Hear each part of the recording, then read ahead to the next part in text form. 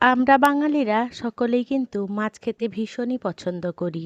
তবে এই শীতকালে ফুলকপি দিয়ে যে কোনো মাছের ঝোল আমরা প্রায়শই বানিয়ে থাকি। ফুলকপি সারা বছর পাওয়া গেলেও শীতকালের ফুলকপির স্বাদই আলাদা। গরম গরম ভাতের সাথে আলু ফুলকপি দিয়ে বাউল মাছের এই ঝোলটা থাকে, আশা করি আর তেমন কিছু তরকারি লাগবে না। এই তরকারিটা দিয়ে পুরো ভাতটাই খাওয়া হয়ে যাবে। কি পদ্ধতিতে বানালে এই আলু ফুলকপি দিয়ে মাছের ঝোল সবথেকে বেশি স্বাদ হবে, সেটাই আজকে আমি করে দেখাবো। মাছের ঝোল যদি এইভাবে একবার রান্না করেন তাহলে এর সুগন্ধেই পুরো ভাতটা খাওয়া হয়ে যাবে। সবাই আমরা কম বেশি মাছের ঝোল বানিয়ে থাকি, তবে আমার মতন করে যদি একবার বানিয়ে ফেলেন, আশা করছি আপনাদের ভীষণ ভালো লাগবে। যে সকল বন্ধুরা আমার এই রেসিপিটি দেখছেন তাদের কাছে অনুরোধ রইল রেসিপিটি সম্পূর্ণ দেখার জন্য। নমস্কার বন্ধুরা, ইজি কুক চ্যানেলে আপনাদের সবাইকে স্বাগত জানাই। চলুন শুরু করছি। এই দারুণ স্বাদের মাছের ঝোল বানানোর জন্য আমি এখানে বাউল মাছ নিয়ে নিয়েছি। অনেকেই এটাকে আবার কালো পমফ্রেট মাছও বলে থাকেন। তবে বন্ধুরা, আপনারা এই মাছটাকে কি নামে চেনেন সেটা কিন্তু আমাকে কমেন্টে জানাতে একেবারেই ভুলবেন না। মাছটাকে বেশ ভালো করে কেটে ধুয়ে পরিষ্কার করে নিয়ে চলে এলাম, আর সাথে নিয়ে নিয়েছি আলু আর ফুলকপি। এই মাছের ঝোল বানানোর জন্য আপনারা যে কোনো বড় মাছ দিয়ে বানিয়ে ফেলতে পারেন, তবে এই বাউল মাছ দিয়ে আলু ফুলকপির সংমিশ্রণ একদম আলাদাই একটা স্বাদ এনে দেয়।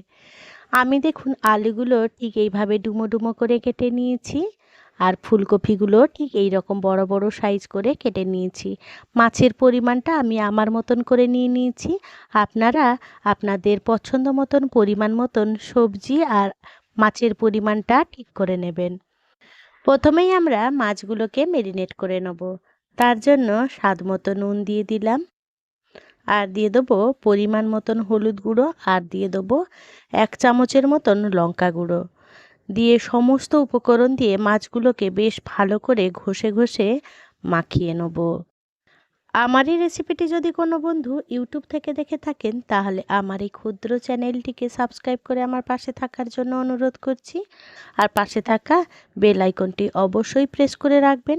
যখন আমি নতুন কোনো ভিডিও দেবো আপনাদের কাছে নোটিফিকেশান খুব সহজেই পৌঁছে যাবে।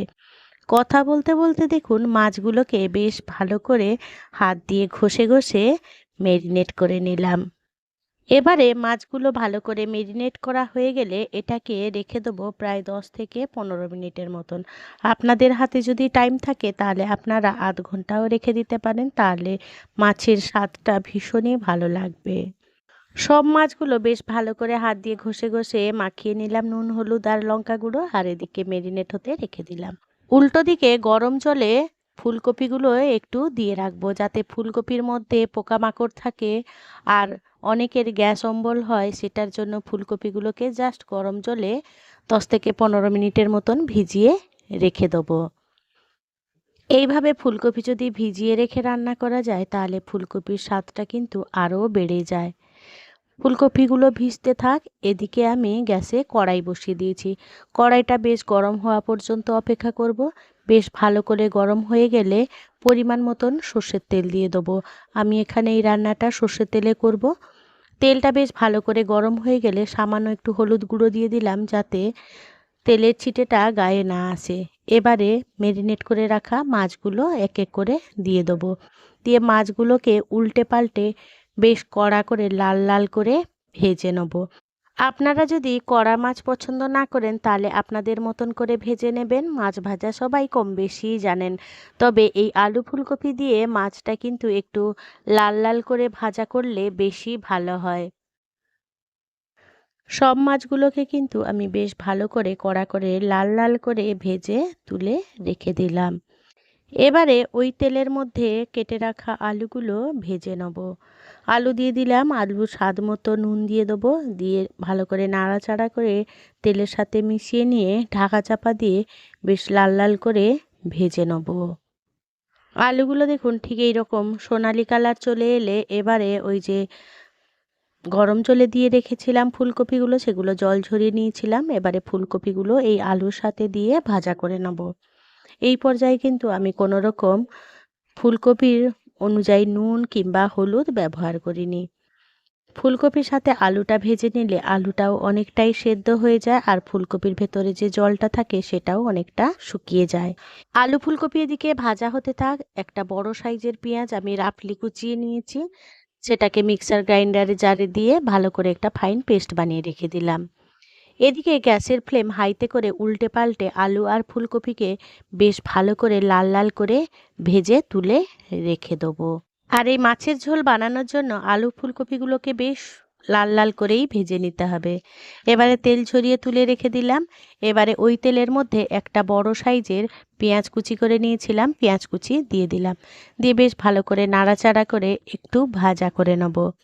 দেখুন ঠিক এইভাবে ভাজা হয়ে গেলে এখানে ফোড়নে দিয়ে দেবো হাফ চামচ মতন পাঁচ ফোড়ন, আর দিয়ে দেবো হাফ চামচ মতন চিনি। চিনি আর পাঁচ ফোড়নটাকে এই পেঁয়াজের সাথে বেশ ভালো করে একটু ভাজা করে নেব। পাঁচ ফোড়নের গন্ধটা এই মাছের ঝোলের স্বাদটাকে কিন্তু আরও অসাধারণ বানিয়ে দেবে। আর এই পেঁয়াজ ভাজার সময় চিনিটা দিলে ঝোলের স্বাদটাও ভালো হবে আর ঝোলের কালারটাও বেশ সুন্দর হবে। পাঁচ ফোড়নটা বেশ ভালো করে ভাজা হয়ে গেলে এখানে তরকারির পরিমাণ মতন হলুদ গুঁড়ো দিয়ে দিলাম, আর দিয়ে দেবো এক চামচ কাশ্মীরি লাল লঙ্কা গুঁড়ো আর এক চামচ ঝাল লঙ্কা গুঁড়ো।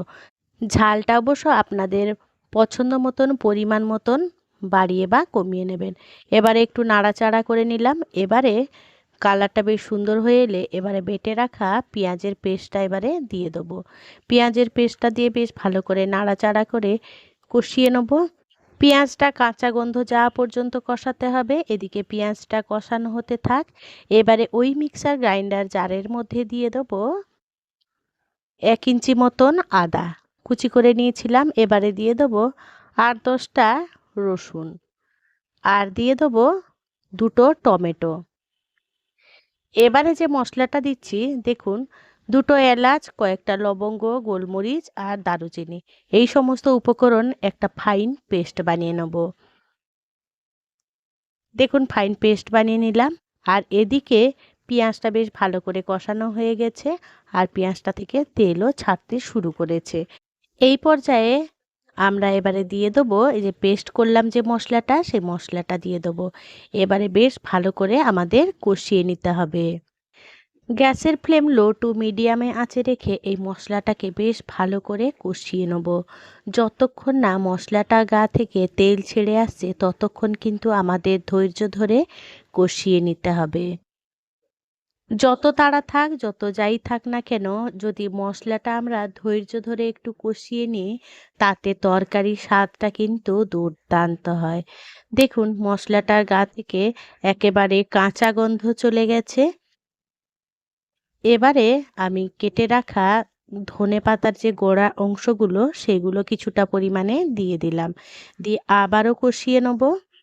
আবার একটু মিক্সির গ্রাইন্ডার জারটা ধুয়ে জল দিয়ে বেশ ভালো করে আবারও কষিয়ে নিয়েছিলাম।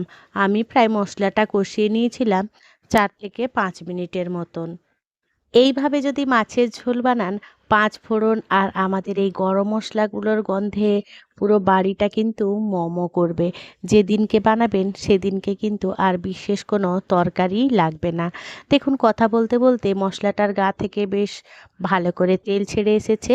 এবারে ভেজে রাখা আলুগুলো দিয়ে দেবো। আলুগুলো বেশ ভালো করে কষিয়ে নেবো, মিনিট খানেকে কষিয়ে নেবো যাতে আলুর মধ্যে এই মশলাগুলো ঢুকে যায়, সেইভাবে আমাদের কষিয়ে নিতে হবে। অনেক সময় তেলের মধ্যেই আমরা গরম মশলা ফোড়ন দিই, তো যদি এই টমেটোর মধ্যে এই গরম মশলাগুলো দিয়ে পেস্ট করে দেন তাতে ঝোলের স্বাদটা কিন্তু দুর্দান্ত হয়। এইভাবে একবার করে দেখবেন। এবারে তরকারির স্বাদ মতো নুন দিয়ে দিলাম। এবারে ভেজে রাখা ফুলকপিগুলো দিয়ে দেবো। ফুলকপিগুলো দিয়েও বেশ ভালো করে নাড়াচাড়া করে একটু কষিয়ে নেব, যাতে ফুলকপির মধ্যে মশলাগুলোও বেশ সুন্দরভাবে ঢুকে যায়। তাতে ফুলকপি আর আলুটা খেতে বেশ ভালো লাগবে। দেখুন বেশ ভালো করে কষানো হয়ে গেছে আর তেলটাও বেশ সুন্দর করে ছাড়তে শুরু করে দিয়েছে। এবারে আমি এখানে দিয়ে দেবো ফুটন্ত গরম জল। যে কোনো তরকারিতে অবশ্যই আপনারা গরম জল ব্যবহার করবেন, তাতে তরকারির স্বাদটা কিন্তু একেবারেই বজায় থাকবে। এবারে বেশ আলতো করে নাড়াচাড়া করে সমস্ত উপকরণ বেশ ভালো করে মিশিয়ে নেব আর অপেক্ষা করব ঝোলটা টকবক করে ফোটা পর্যন্ত। দেখুন এইরকম টকবক করে ফুটে উঠেছে। এবারে ভেজে রাখা এক এক করে মাছগুলো দিয়ে দেবো। এই মাছের ঝোলটা আপনারা যেমন খাবেন সেইভাবেই জলের পরিমাণটা আপনারা দিয়ে দেবেন। এটা পাতলা ঝোলও বেশ ভালো লাগবে, আবার একটু গাঢ়ও ভালো লাগে। এইভাবে অবশ্যই একবার বানিয়ে দেখুন, আর বানিয়ে দেখে আপনারা খেয়ে আমাকে অবশ্যই কমেন্টে জানাবেন এই প্রসেসে ঝোল রান্না করে আপনাদের কেমন লাগলো। মাছ ভাজা দিয়ে ঝোলের মধ্যে মাছগুলো ডুবিয়ে নিয়েছিলাম যাতে মাছের মধ্যে ঝোলটা ঢোকে আর মাছের টেস্টটা খুব ভালো হয়। এবারে দিয়ে দিলাম কয়েকটা টমেটো স্লাইস করে দিয়ে দিলাম, আর দিয়ে দিলাম একটা লঙ্কা, দিয়ে আবারও বেশ খানিকক্ষণ ফুটিয়ে নেব। তবে আলু আর ফুলকপি ভাজা করতে গিয়ে প্রায় সেদ্ধ হয়ে এসেছে, তবে ঝোল বেশি ফোটানো দরকার নেই। জাস্ট মাছটা সেদ্ধ হয়ে গেলেই আমরা গ্যাসের ফ্লেম অফ করে দেবো। ঝোল ফুটলেই বেশি স্বাদ চলে যায়, তাই ঝোলটা বেশিক্ষণ ফোটানোর দরকার নেই। এবারে দেখুন টমেটোগুলো বেশ সুন্দরভাবে সেদ্ধ হয়ে গেছে। এবারে উপর থেকে ছড়িয়ে দেবো এক মুঠো মতন ধনেপাতা, দিয়ে বেশ ভালো করে নাড়াচাড়া করে আবারও মিশিয়ে নেব। এবারে দিয়ে দেবো হাফ চামচ মতন গরম মশলা গুঁড়ো। আপনারা যদি ঘি পছন্দ করেন এই মাছের ঝোলে সামান্য একটু ঘি দিয়ে দেখবেন, এর স্বাদ কিন্তু আরও দ্বিগুণ বেড়ে যাবে। আমি আজকে ঘি ব্যবহার করিনি। এবারে দেখুন গ্যাসের ফ্লেম অফ করে দিলাম। এবারে স্ট্যান্ডিং টাইমের মতন রেখে দেবো। দেখুন কতটা সুন্দর হয়েছে আর কতটা লোভনীয়। বন্ধুরা এইভাবে যদি মাছের ঝোল বানান তাহলে অবশ্যই আমাকে কমেন্টে জানাবেন। আর আজকের মাছের ঝোলের রেসিপিটি যদি আপনাদের কোনো অংশে একটুও ভালো লেগে থাকে তাহলে ছোট্ট একটা লাইক করে দেবেন।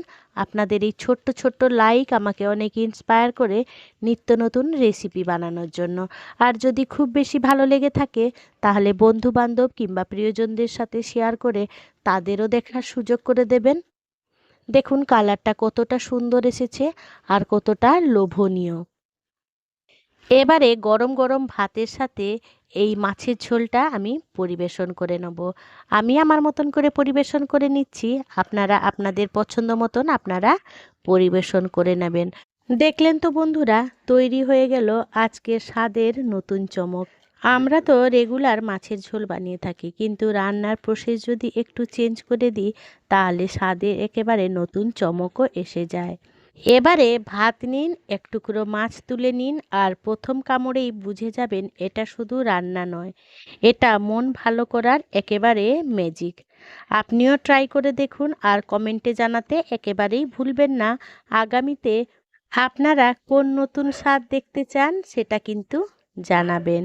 আর আপনাদের কাছে একান্তই অনুরোধ রইল এইভাবে এই শীতকালের ফুলকপি দিয়ে মাছের ঝোলের রান্নাটা আপনারা অবশ্যই একবার করবেন। যে সকল বন্ধুরা আপনাদের মহামূল্যবান সময় দিয়ে আমার সাথে এতক্ষণ থাকলেন তাদেরকে জানাই অসংখ্য অসংখ্য ধন্যবাদ। আপনারা ভালো থাকবেন, সুস্থ থাকবেন। দেখা হবে পরের কোনো নিত্য নতুন রেসিপিতে।